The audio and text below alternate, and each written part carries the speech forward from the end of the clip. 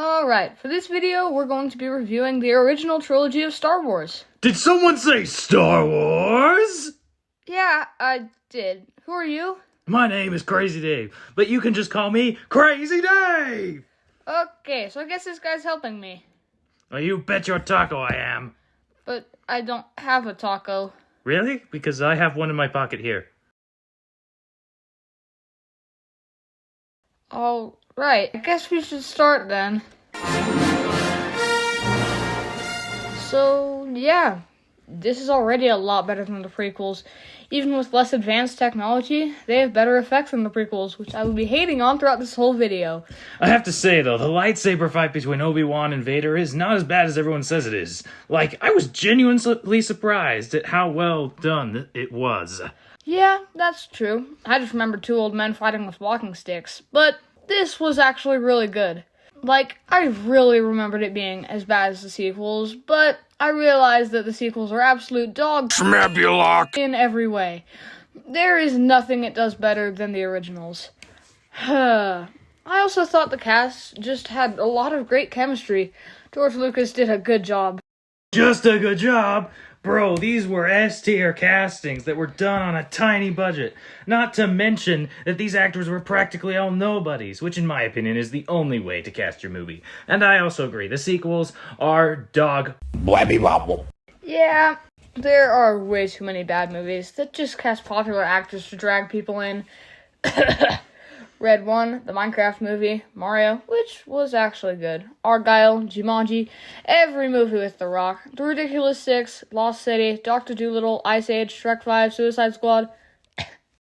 Anyway, tension balance was yet another high for this movie. My good boy Georgie knew when to build and release tension and not to have needless jokes in the middle of tense scenes that break the immersion of the audience. Like every Disney-made Marvel movie after Endgame, the sequel trilogy, any live-action Disney remake in history, any of the other Disney movies made of late, the Transformers live-action films... I put my underpants in the microwave. Wait, what? Shut up, you didn't hear anything. Let's move on to Empire.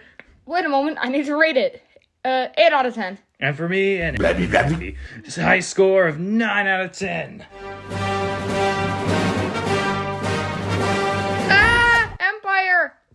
I love this one. I immediately was immersed in the campiness of the 80s. From the stop motion, the action, to the heart. The one problem I had was that the scenes on Hoth were a bit long. They could have moved on a bit quicker. And gotten to Yoda. Yoda. I can't sing anymore due to copyright, but Yoda was the best new character in this film, and no one can tell me otherwise. Did you know he was loosely based off of me? No, I didn't. I'm also not sure you existed back then. Well, there are benefits to having a time machine. Anyways, my favorite part was the effects for sure. I love the way that they incorporated stop motion into this, and I wish that Return of the Jedi kept this up. And oh my goodness, that's a sock puppet. I didn't think any big franchises would use puppets as a prop. What about the Muppets? That's beside the point.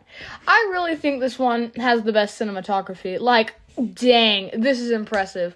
From the shots of the lightsaber fights to the way they filmed the dogfights in the spaceships. The score is incredible, too. This is the first time you hear the Imperial March. The sets were a huge step up, Cloud City had an incredible design, and Dagobah was really cool, too. And guess what, boys and girls? Han shot first. The second he sees Vader, he just goes, pew, pew, pew. Greedo be McClunkied. Yep, green guy go boom. Anyway, this movie is fantastic. A 10 out of 10. Same here. I am your father. Scene is goated. I really can't praise this movie enough. That's enough. Oh, I'm sorry, Return of the Jedi. You aren't my favorite anymore. I miss those days when the cute teddy bears made everything great. I'm just going to start off with the stuff that wasn't great. The sister twist was a little overindulgent, though it's better than what it was going to be. Yeah, original Georgie boy was going to make a sequel trilogy centered on Luke going to find his twin sister, then decided, nah, I don't want to do that. But he still decided to follow up Yoda's no, there is another thing. So just ham-fisted it in and hoped no one would notice. Also, if Leia hadn't said, I kinda always knew, the incest in Empire would have been a whole lot more bearable upon rewatch.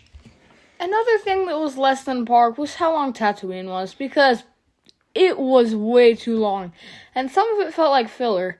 You know what else was filler? The pod race and the gambling planet, because I don't know the name of it, and I'm just too lazy to look it up. But back to this, Endor could be cut short too. Why wouldn't the Ewoks stop if their literal god was demanding them to? Stupid teddy bears. I'll throw you across the room! Oh well, at least there was a good third act. Holy. The third act was the best part of not just this movie, but the franchise as a whole, in my opinion anyway. But I have a feeling someone begs to differ. The best part has to be somehow Palpatine returned. Ironically, of Get course. the out of the blabby wobble now. Okay, the real best part was no, I am your father. You will pay the price for your lack of vision. I do think the Emperor was built up really well. I like how he doesn't show up in the first one. It's a smaller scale adventure and wasn't setting up a whole cinematic universe. The Mummy, Man of Steel, The Amazing Spider-Man 2, Ghostbusters 2016, and yes, even Star Wars. You done making lists? Yes, I've got it out of my system. Good. My hand is stuck in a jar of pickles. What? What? Anyhow, this had a huge step up in budget, and you can tell with all the cool dynamic sets. Jabba's Palace and Sail Barge, the Ewok Village, the Emperor's Throne Room, and many more. And I really think the scene before Luke gets taken to the throne room is so underrated. I love just seeing Luke and Vader talk on their own, away from that evil dude. And Luke's lightsaber is green, my second favorite lightsaber color. But above all was the lightsaber fight. You could feel the emotion and conflict behind every strike. Luke trying desperately to bring his father back from the dark side. Vader stopping Luke from killing the Emperor at first, having that double-sided meaning of both protecting his master and stopping Luke from making the same mistake he did with Dooku. Luke stopping himself from killing his father only because Palps started to brag. Like, seriously, if Palps had waited 2 seconds, he would have had Luke to the dark side.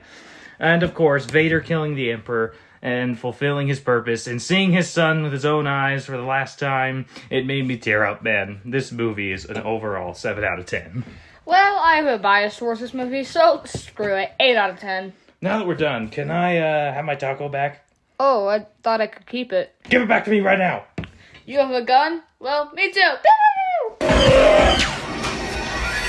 What are you gonna do now, huh? I surrender. You can have the taco. Thanks, bye. Bye.